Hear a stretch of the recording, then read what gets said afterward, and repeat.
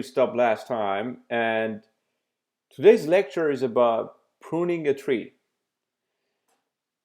We can grow a tree as large as possible, but growing a very large tree may very easily lead to overfitting. What it means is that maybe we grow a tree so large that a few observations represent a region. And there is no surprise that if we do it on a training set, the error we get from those subregions might be very nice.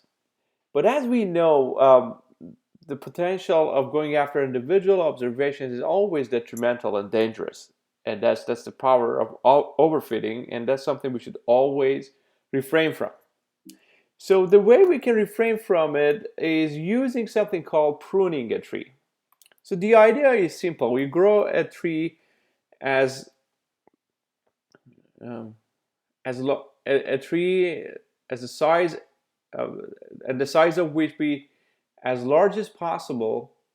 Maybe grow it such that you only have few observations at the end of each region, and then you prune it back.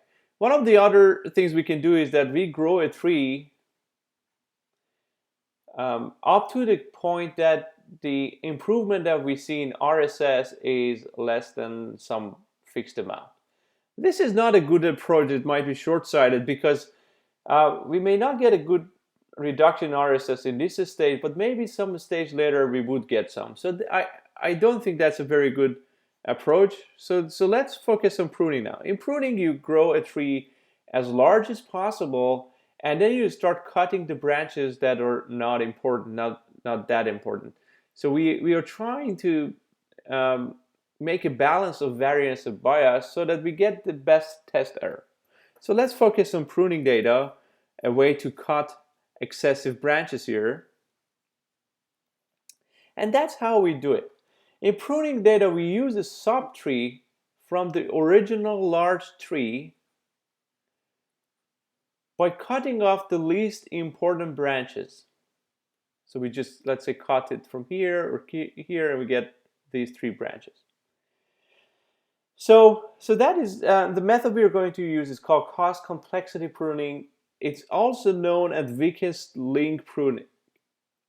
So the way it works is as follows. For those of you who have watched the lasso and ridge regression lecture of mine, we're using almost the same notion. So here we have the size of tree, and then we put a penalty here. That's a positive number for the size of the tree. So in a sense, our objective function have 2 parts. The first part tries to minimize RSS of our training data. So the apparent thing is if we use a larger and larger tree, we get the smaller and the smaller RSS here. The second part, which is a penalty times the size of the tree, gives a penalty on every single branch we add to our tree. As an extreme example, let's assume alpha is extremely large. It's 1 million, 10 million, or 10 billion. Then apparently using a size of the tree 1 to 2 will improve is detrimental here because we get 1 million penalty here. But let's say alpha is very small. It's 0.00000001. In this case, adding an extra tree doesn't increase the whole function that much. So the whole function here corresponds to alpha. So for a fixed value of alpha, the size of the tree will be fixed. So if we change alpha, number of trees that will be chosen that minimizes this objective function by increasing alpha, that will decrease. So basically you get a function like this. So let's say this is tree size, this is alpha. You have this up to the point that you left with just one tree. So it's a negative correlation, not negative relation between alpha and size of the tree. So one can simply set all of these functions by choosing the correct alpha. So when you choose an alpha, automatically the size of the tree will be chosen, and based on the size of the tree, you have different regions will be chosen, and this RSS will be minimized, and this penalty case. So in this objective function, which we should try to minimize, we set alpha, and for every alpha we get different t. In the second step, we use cross-validation, a technique that we learned earlier in earlier chapters, to choose the best alpha. So once we choose the best alpha, which leads to the smallest amount of cross-validation error, and by the way, the function in that in R is very simple, it's cv.error.3.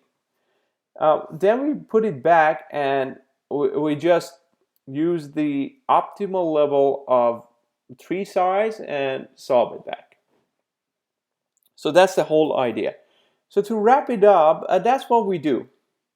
We first grow the largest tree that we can, a tree that perhaps has few observations, 5 or 10 observations at the end of each terminal node. Then we use cost complexity pruning to find the relationship of alpha and t, to find the best subtrees associated with different alphas. And as you saw, when you increased alpha, the size of the tree decreased. Then you use cross-validation error. In cross-validation error, you would divide your training set into k-folds. For example, if you're dealing with 5-fold cross-validation, you divide your training set into 5 folds. You use 4 of them as training, 1 as test set, and then find the error. Then you choose other 4 training, other 4 portions of your data as training, and use it as, you leave 1 as test, and you do it 5 times, and you get the average test error you get for alpha. So when you do that, you get a function like this. You will have an alpha here, and this is cross-validation error. You will get a function like this. So you choose the minimum of this. Sorry, I just did it completely wrong. So you have cross-validation error here, and you have alpha here. So you find an alpha that minimizes this cross-validation error. Let me call it alpha hat. And once you find it, you just replace it in the objective function we had before, and you find the optimal size of tree, and you'll be done. So that's the whole notion. So once you find this alpha hat, you go to step 2 and finish the job. You just use the subtree that associated with that alpha, and you're done. So let's look at the baseball example, the heaters data that we had. Let's first divide our data into halves, into 2 parts. So we assign 131 to training and 132 observations for test. 132 for test, 131 for training. 132 for training and 131 for test data. Then we grow the largest possible tree, the one that have very few observations in each terminal node. Then we run 6-fold cross-validation to choose the best alpha. And remember, when we want to use the 6-fold cross-validation is only we use only the training data. But in order to make the things slightly better, we also have some test data, test observations. We want to see what is our best model going to do with our best with our tester. So that is what we have. When we grow our model based on all the variables we have in that test data, we had a lot of variables. We have years of experience heating, the amount of heat they had, the time, the walk, RBI, runs, and a lot of variables. So when we grow the largest tree we can based on all of these variables, that's the largest tree we can. And then we are going to change alpha and find the subset trees. For example, for very small alphas, I think, if I am correct, this is the branch that will be cut first. then perhaps the second branch that will be cut will be this one, and then this one, and it goes up. So let's see how our tree works when we pruning. So we just change alpha, and by changing alpha, tree size will be changed. So that is our cross-validation error with the size of the tree. And remember, the size of the tree was fixed by alpha. So as you look closely to here, you can say that this is that is this. Okay, so for cross-validation error, this is the smallest cross-validation error we can get, and that corresponds to 3 of size 3. If you look at our test set, the one that our training data have never seen, you might get 9 or 10, but 3 is good enough. Remember, the simpler the better. That was our motto. The simpler the better. So even if we were just using test error instead of cross-validation, we would get into the same conclusion. However, when we look at our training data, this black one, this always decreases as you increase the size of the tree because of overfitting. You go after individual observations. So the best size we choose is subset of a tree with 3 terminal nodes.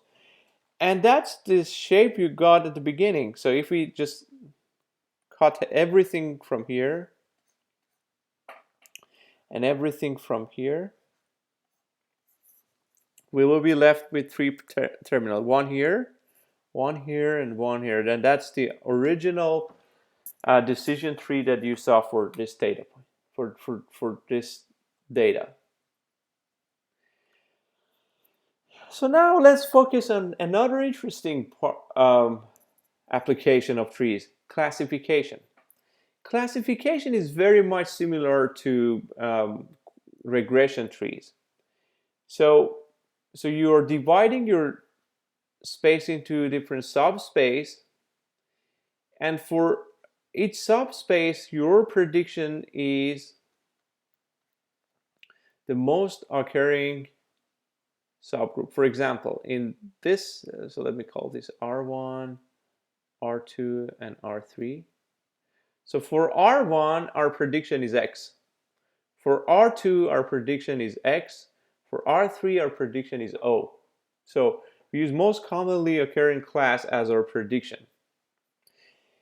The only thing that is different in classification trees is the way you measure error. And in a bit, I will explain it.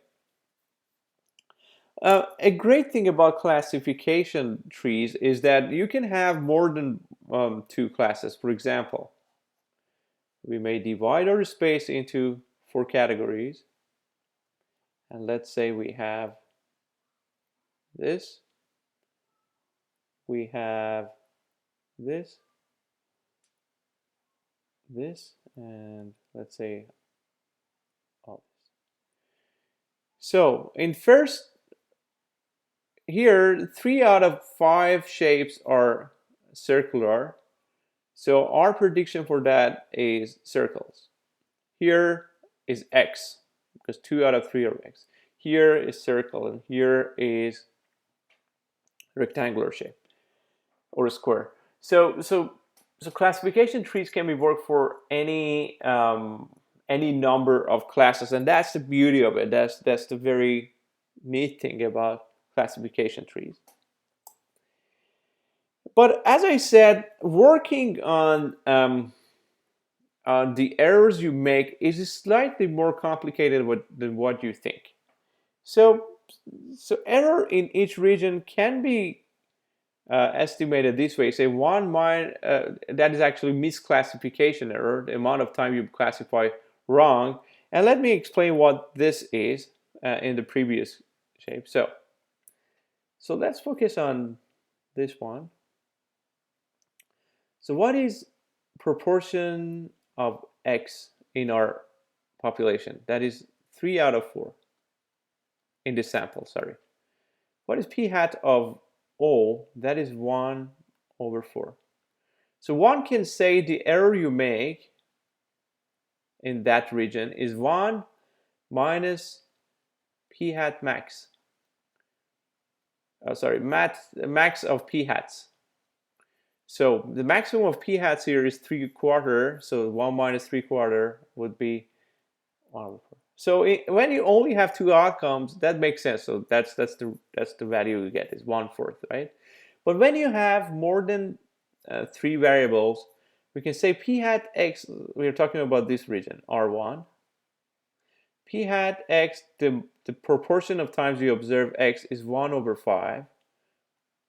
P hat circle is 3/5, and p hat rectangular shape is 1/5.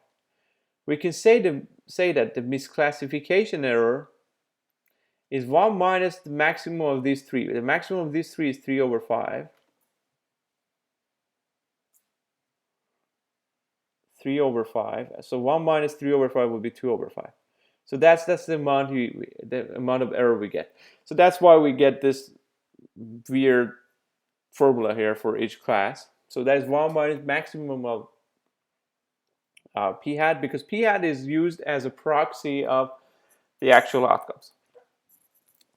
This is an okay classification error, but it's not too good when you have more than one class. The reason I say it's not that well is, let's focus on two examples. So let's say we have two regions. Both of these regions have three squares. One has one circle and one x. The other one has three squares, has two circles. So in region 1, let me call it region 1, and let's call this one region 2. In region 1, although we categorized 3 out of 5 outcomes as square, we can say the error is 2/5, but there is apparently something different from these two cases. Here you have more purity. You do not have the third race or third type here, but here you have two more types here. Although the amount of times you classify correctly is 3 out of 4, it's harder for you to decide what would be the outcome if it wasn't this one in this case. So here you know that when it's not a square, it's circle. But here, if you do not know it's square, it can be either circle or x. So this is not as pure as this one. So in order to have a better idea of error in terms of purity, there are two indices out. I prefer to pronounce it as Guinea. Some other people may pronounce it Guinea Index or Guinea Index. In economics, in some of the economics departments that I have been, it is pronounced as Guinea Index. So, and Guinea Index in economics is used to measure inequality. So I think that's the same notion here. So I would prefer to pronounce it Guinea. Do not be surprised if you heard something else for it. So Guinea Index is being used this way. So it uses the proportion of times that you classify times the proportion of time it's not there, summed over all categories. So let's look at these two examples. So 3 blue, 3 circle, 1 square, 1 x. 3 blue and 2 squares. So let's find the Guinea Index here. So the Guinea Index here would be 3/5 times 2/5. So that is p hat for circles times 2/5 plus. Let's focus on this square. That's 1/5 times 4/5 plus 1/5 times 4/5. So if we just add these guys up, that's 25, is 6, 4, 10, and 14. So the Guinea Index for this one would be 14 out of 25. So here, let's focus on this part. You do not have any x, so that one portion of it would be 0. So that you would get 3 over 5 times 2 over 5 plus, again, 3 out of 5 times 2 out of 5. Why? Because 2 out of 5 it's square, 3 over time it's not. So if you just add these guys up, you get 12 over 25. So by the way, it's smaller the better. The smaller the better. So you want to minimize Guinea Index summed over all regions. The smaller the better. But as you can see here, these two cases are different in this case. So the smaller this number, the purer your categories. And here, it's not a pure category at all. So Guinea Index is used to use for misclassification. And by the way, if all of the categories if all of the observation in one category was one thing, this Guinea Index would be 0, because everything is either 0 or 100%. So x is 0, for example, square is 0, here is circle is 100%. Summation of everything would be 0%.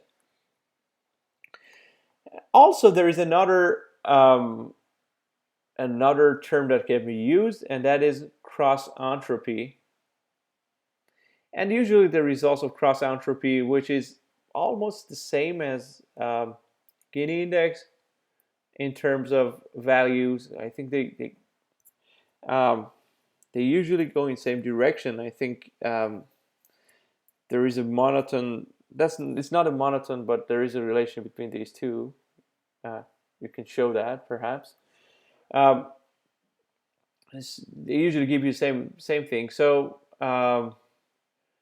so you can use cross-entropy as a measure as well. One of the things, in some of the literature I've seen, there's 1 plus here, so that when something is 0, you do not take a log out of it. So anyhow, so let's go ahead. So these data, so let's work on some data points to see how classification works here. So that's the data on 303 patients who had chest pain, and we want to see the propensity to get heart attack. So if they get heart attack, the outcome is yes. If they don't, they do not have heart disease. That means if they have chest pain and they have heart attack, the outcome is yes. Otherwise, it's no. And there are 13 predictors, including age, sex, cholesterol, and many other specific variables. So if we run our largest tree possible, we get something like this. So that's the large tree we get from our 303 patients. As you can see, we have a lot of terminal nodes here. For example, we have age here, we have cholesterol here, and we have sex here. So sex 0 is female and sex 1 is male. We have whether the degree of chest pain, A, B, C. B, C is larger than A, I think. I think that's the data set that Professor Hastie, the author of the book, said that from a part in South Africa. It's a place that chicken is. That's the joke he makes. He said it's a place that chicken is so the beef is used so much that chicken is considered a veggie option. That's a population that have a lot of heart attack. I think that data came from there. So let's see what we can do with that. So when you have a large tree like that, you run your cross validations, and when you do that, you use a value of tree that works the best. So the cross validation error we get is this orangish curve, and as you can see, perhaps not very elegantly, it is minimized at the size of 3, 6. Here in the green case, you have the test error. Test error is minimized somewhere in around 8, but 6 is also very good for that test error. So since the simpler is better, we use size 6, and this is the subtree of size 6 that has the best cross-validation error, the lowest cross-validation error, and that's how we prune our classes back. Prune our trees such that we get the best tree here. So one thing is how does trees work? How is the performance of trees versus other models like linear models we have? Let's say we have linear discriminator or linear regression line. If the underlying assumption of the two classes is linear, that means they can be divided into two categories by a line, or n categories with different surfaces, linear surfaces, then linear works better. For example, in this shape, line works a good job. It perfectly divided it. But if we wanted to divide the subspace by trees, we would get something like this. And as you can see, here we make some error, here we make some error, here we made some error, and so do we here.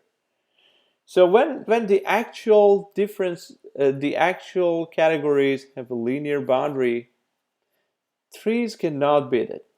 But sometimes the boundaries we have are not linear at all. So for example, in this shape, the best line we can get for this shape is this one. And as you can see, we make a lot of error in this region and a lot of error here. But we could get 100% performance by trees. So it depends what shape you're working with. So sometimes trees work better, sometimes linear models. What are the advantages and disadvantages of using trees? That's another question usually being asked. The greatest thing about trees is that they are extremely easy to interpret. So it is even easier than regression lines to interpret it, because there are some if and else conditions that you just use. Some people say, and I agree with this argument, that decision trees are more closely monitor what human decision making is. Usually when you go in a doctor or you just talk with someone and you want to decide, and say, okay, if that person comes to me and he has a coffee, then he's more likely to be good than bad. And then if that person has coffee and has $5 bill to pay me, that person is a good customer. Otherwise, he's not. So we usually do our math with these simple logical operations. You can easily display trees. That's a very great thing about it. And you can say that the size of the branches just define the length of the tree. The length of the branches display the importance of the variable there. And I think even non-experts don't have any problem explaining what those trees are. But if you present a linear regression line and you want to explain what, let's say, interaction terms are or marginal effects are, good luck with that to interpret it to non-experts. Another great thing about trees is that you can use it in both classification and quantitative predictors. So it's both good for regression and qualitative predictors. You don't need to introduce dummy variables. And another thing I have to add here is that even if you have more than one class as outcome, you have 10 classes as outcome, you can use trees, no problem. The problem of trees is that as good as they are in interpretation, in their simple format, like the ones we have worked on up to this point, trees cannot be used for prediction. So they are extremely good for interpretation, very, very bad in prediction. Fortunately, by aggregating many decision trees and growing forests of them and mixing them, we can improve the predictions so well. But unfortunately, when you just work with many trees instead of one, you're losing interpretability. So the good news here is that we can take care of prediction by using more advanced methods in trees. Bad news is you lose interpretability. But if you're interested in interpretability, you can just use the trees under generic format, the ones that we have learned by now. So this is our second video, and the first and second video of the R is the same as these two videos. So you can easily watch those two videos first, and I highly suggest that you go over our videos alongside with these two, the first three videos, and then we are going to continue our third lecture on trees, which is bagging, boosting, and random forest.